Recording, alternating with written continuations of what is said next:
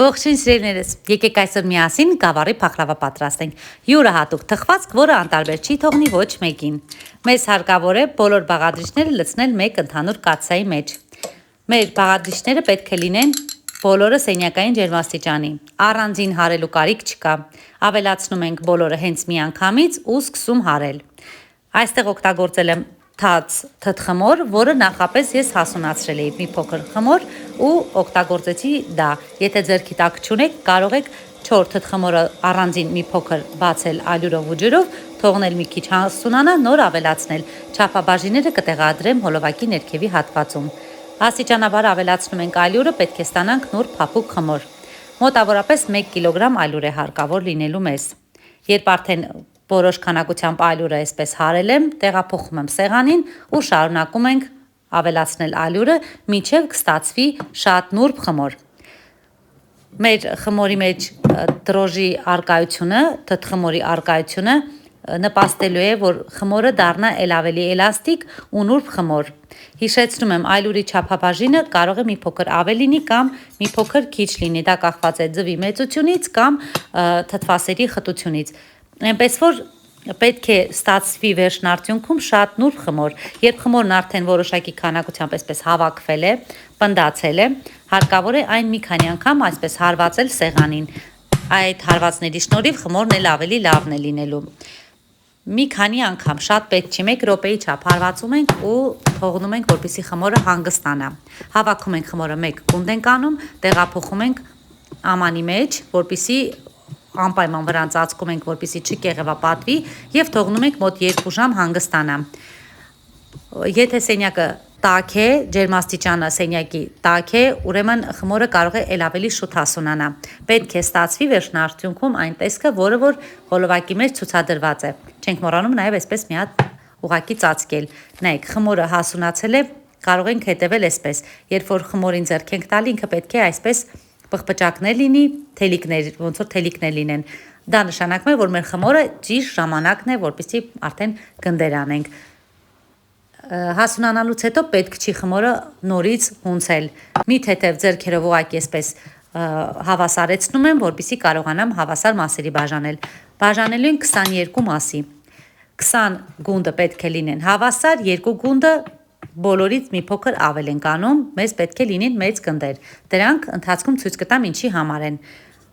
Ահա այսպես գնդեր ենք անում, վրան ծածկում ենք, թողնում ենք, որպեսզի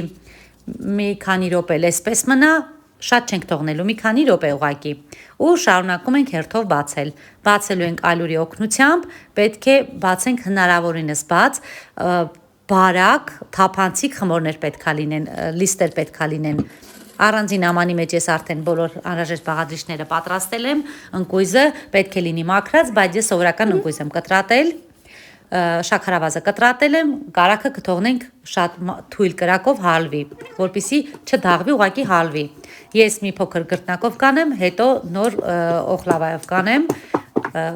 դրա շնորհիվ ել ավելի նուրբ ու բարակ խմորներ ենք ստանալու։ Մի խոսքով սիրելիներս, ոնց ձեզ հարմար է, այնպես էլ կարող եք անել։ Արդյունքում պետք է ձեռքերով մի փոքր էլ ձգել, հնարավորինս, եթե կկտրտվի խմորը, խնդիր չկա։ Միևնույն է, ինքը մեջը չի երևալու, դա ձեզ չի խանգարելու։ Մեկ մեծ գունդը, որը ասել է 2 գունդ պետք է առանձնացնենք, թավայի մեջ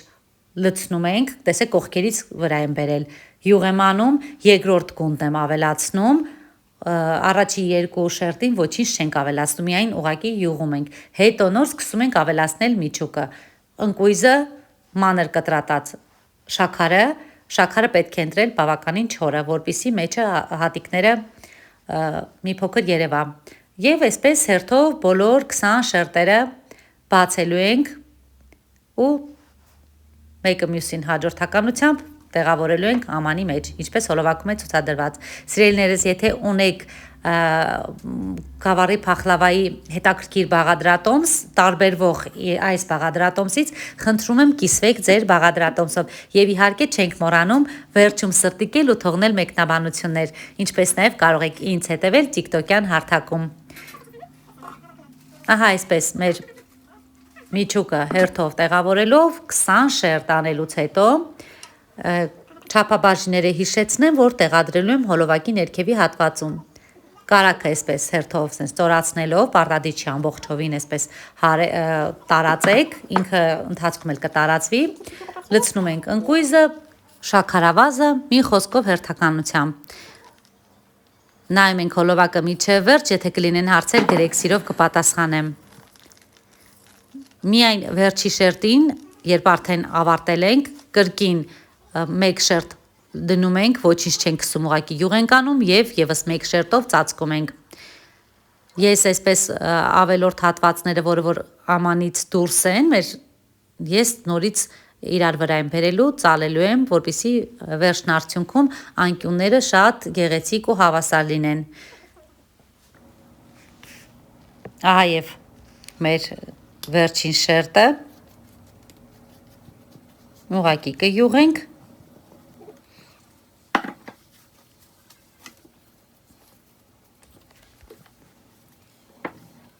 Կողքերից իրար վրա ենք բերում։ Կարող եք այդ հատվածները կտրել, ինչպես ինքներդ կցանկանաք, ես այսպես արեցի։ Եվ եւս մեկ շերտ, որը դեռ մնացել էր մեծ գունդը բացում եմ ու այսպես փռում եմ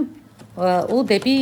ներսի հատված տալիս։ Կտրատում ենք ինչպես կցանկանանք, կտորների մեծությունը ինքներդ որոշեք եւ վերջում չենք մոռանում ձուկ քսել։ Դնելու ենք ջեռոցը, ցանկալի է վրան փայլաթիթեղով կամ յուղաթղթով ծածկել, որպեսզի ել ավելի լավ եփվի։ Ես